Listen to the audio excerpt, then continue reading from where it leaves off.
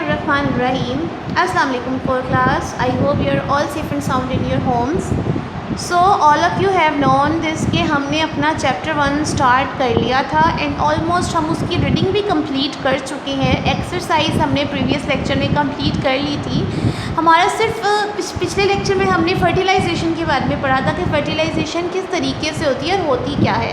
एक दफ़ा मैं आपको दोबारा रिकॉल करवा देती हूँ कि बेसिकली फर्टिलाइजेशन के अंदर जो मेल स्पर्म्स होते हैं वो फीमेल एग्स के साथ फ्यूज़ होकर एम्ब्रियो बना देते हैं और एम्ब्रियो से ज़ाइगोट बनकर फिर सीड में कन्वर्ट हो जाता है और सीड से एक फ्रूट बन जाता है. तो this is all like fertilisation.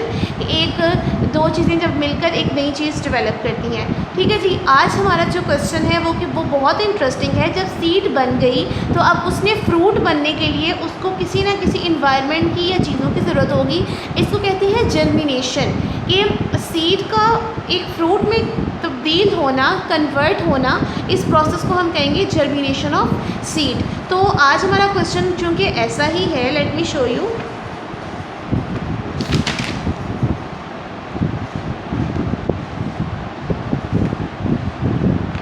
This is question number 4. Describe the structure of a seed and germination. Seed का स्ट्रक्चर बताएं और जर्मिनेशन क्या होती है ये भी हमने बताना है. सो मैं एक दफ़ा आपको पढ़ के बता देती हूँ. A seed has a seed coat. Seed की सीड कोट होता है, एम्ब्रियो होता है, 1 और 2 कोटिलेडन्स होते हैं. ठीक है जी. 3 चीज़ें होती हैं सीड के पास. सीड कोट होता है, एम्ब्रियो होता है और 1 या 2 कोटिलेडन्स होते हैं. अब एम्ब्रियो क्या होता है? Embryo is a young plant in the seed. Embryo uses the food of cotyledons. Embryo जो है वो कोटिलेडन के फूड को यूज़ करता है एंड डेवलप्स अ रूट. और एक रूट बना देता है, मतलब ज़मीन के अंदर एक रूट बना देता है ताकि वो वहाँ पे खड़ा रह सके. देखिए रूट बनाने का मकसद तो यही है ना कि वो वहाँ से हिले जुले ना, उस जगह पर अपनी एक पहचान बना ले, वहाँ पे खड़ा हो जाए एंड शूट. और उसी के साथ जब रूट बन जाता है तो वो ज़मीन के ऊपर से उसकी शूट्स भी निकलना शुरू हो जाती हैं. This process is called germination. इस प्रोसेस को जर्मिनेशन कहते हैं. प्रोसेस क्या है कि सबसे पहले एम्ब्रियो जो है वो एक यंग प्लांट होता है. वो क्या करता है कि वो कोटिलेडन के जो फूड होता है उसको यूज़ करता है और यूज़ करके क्या बना देता है? रूट्स को. रूट्स जैसे ही बनती हैं वो शूट बना देती हैं और इस पूरे प्रोसेस को हम क्या कहते हैं? जर्मिनेशन. जब वो शूट बन जाता है तो उसके बाद उसने वहाँ पर एक नया प्लांट बनाना होता है. प्लांट के बाद उस पर दोबारा से वही फर्टिलाइजेशन होती है और फर्टिलाइजेशन के बाद अगेन एक फ्रूट बन जाता है. ठीक है जी. This is all germination. कि किस तरीके से जो सीड है उससे एक न्यू प्लांट बनता है. ठीक है जी. Now we are going to write this question. अब हमने ये क्वेश्चन अपनी कॉपीज़ पे लिखना है. इसका तरीक़ेकार थोड़ा सा डिफरेंट है. तो जैसे जैसे मैं लिखती चली जा रही हूँ फॉर क्लास, और आपने भी वैसे ही काम करना है और कोई किसी किस्म की मिस्टेक नहीं होनी चाहिए.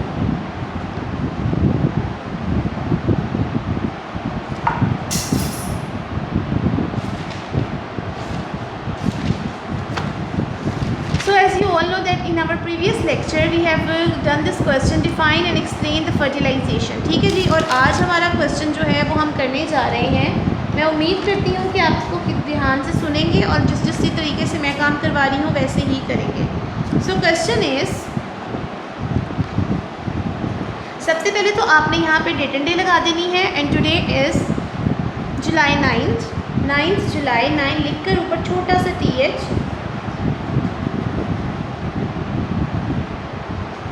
9th July 2020 and the day at the middle of the page you are going to write here the class work and at the right corner of the page you are going to write here the day, that is Thursday, like this. Okay, after that here is topic, question answers,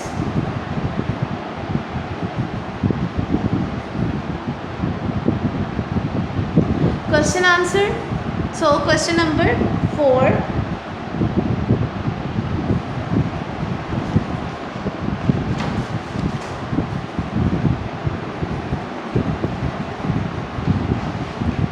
चलिए जी, question number 4 लिखते हैं.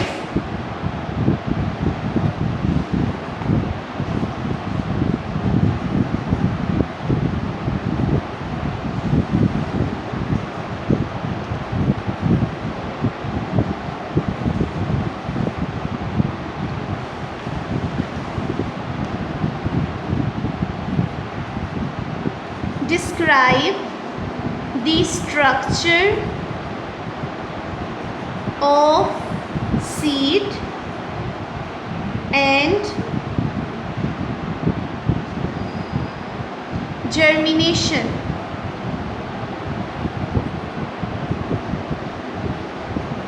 Seed का structure बताना है और germination क्या होती है ये चीज़ बतानी है. सो आंसर इज़,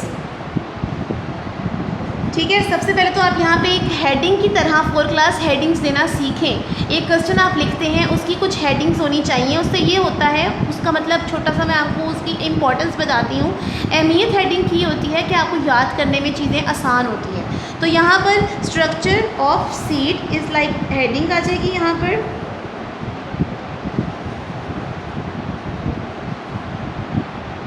ठीक है जी. स्ट्रक्चर ऑफ सीड इस तरह हेडिंग आ गई. और उसके बाद क्या करना है हमने, यहाँ लिखते हैं जो लिखा हुआ है question, a seed has, seed के पास क्या क्या चीज़ें होती हैं.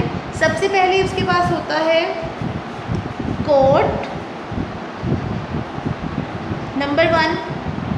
नंबर 2 एम्ब्रियो, ठीक है. और number 3 1 or 2 cotyledons.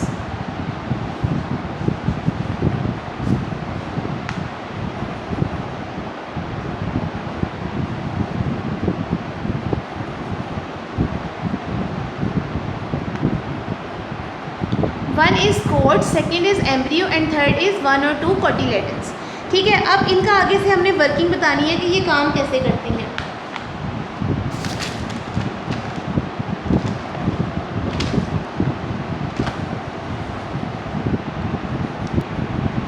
Okay, next page.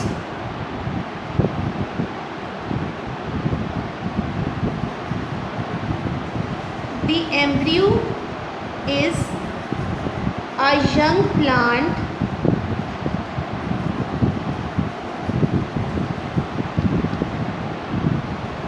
In the seed. 4 class 1 finger distance दे के काम करना है आपने, ताकि आपका काम बहुत ही नीट एंड क्लीन होना चाहिए.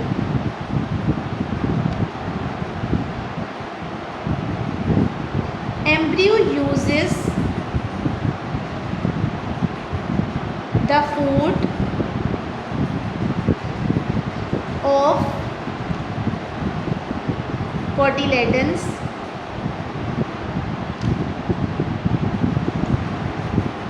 of cotyledons and develops a root and a shoot. ठीक है जी. This process is called germination. Again एक दफ़ा पढ़ के दिखा देती हूँ आपको. लिखा हुआ है The embryo is a young plant in the seed. Embryo uses the food of cotyledons and develops a root and a shoot. This process is called germination. ठीक है. This is all the question number 4.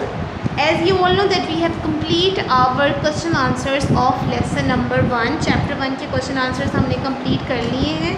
And at the ending here we are going to draw the ending line. Ending line ज़रूर end पे लगाया करें 4 class. इसकी आपको आदत डलनी चाहिए, अच्छी लगती है.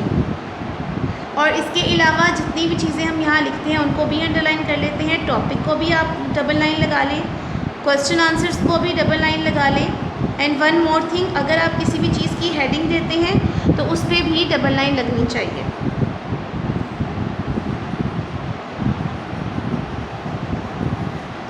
Like this. ठीक है जी. दिस इज़ योर वर्क जो कि मैंने आपको करवा दिया है. अब आपने करना क्या है, चूँकि ये जर्मिनेशन का क्वेश्चन था तो आपका होमवर्क है कि आपने अपनी बुक्स के अंदर जो ये डायग्राम बनी हुई है पेज नंबर 3 पे, पेज नंबर 3 पे ये डायग्राम है germination of a seed in different steps. ये डायग्राम आपने अपनी कॉपीज़ पे ड्रॉ करनी है।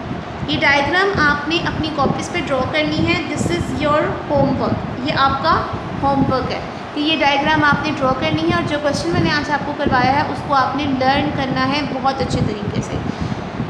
ओके जी, अपना बहुत ख्याल रखिएगा। 4 क्लास नेक्स्ट लेक्चर में आपसे मुलाकात होगी इंशाल्लाह ताला। अल्लाह हाफ़िज़।